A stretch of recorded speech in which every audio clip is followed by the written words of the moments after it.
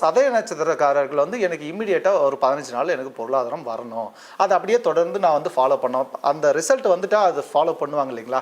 அப்போ 15 நாளில் வந்து எனக்கு வந்து பொருளாதாரம், ஆமாம் நீங்கள் சொன்ன மாதிரி இந்த மலரை நான் பயன்படுத்தினா எனக்கு வந்துச்சு அப்படின்னு நீங்கள் தெரிஞ்சிச்சுன்னா அதுக்கப்புறம் ரெகுலராகவே அவங்க ஆமாம் இதை பயன்படுத்தினா நம்மளுக்கு பணம் வருது அப்படின்னும் போது சதய நட்சத்திரக்காரர்கள் வந்து பயன்படுத்த வேண்டிய மலர் வந்து வெள்ளை அரளி.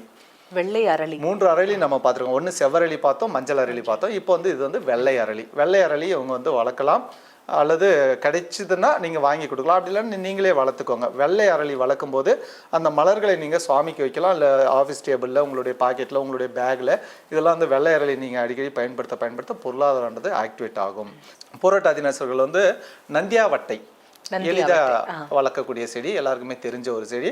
நந்தியா வட்டம்னுவாங்க, இல்லை நந்தியா வட்டை அப்படின்வாங்க. அந்த செடியை வந்து வளர்த்து அந்த பூக்கள் வந்து கண்ணுக்கெல்லாமே ரொம்ப இதாக இருக்கும். ஹீட்டுக்கெல்லாம் அந்த கண்ணு சும்மா ஒரு 4 டைம் வச்சிங்கன்னா போதும், ஒரு 10 செகண்ட் வந்து அந்த ஹீட் எல்லாமே எடுத்துரும். ஸோ வந்து நந்தியா வட்டை வந்து நீங்கள் வளர்க்குறது, அந்த பூக்களை வந்து நீங்கள் உங்களுடைய டேபிளில் வச்சுக்கிறது, பேக்கில் வச்சுக்கிறது, அந்த பூ உங்களோட இருக்கும்போது உங்களுக்கு பொருளாதாரம் தனஸ்தானன்றது ஆக்டிவேட் ஆகும் புரட்டாதி நட்சத்திரத்துக்கு.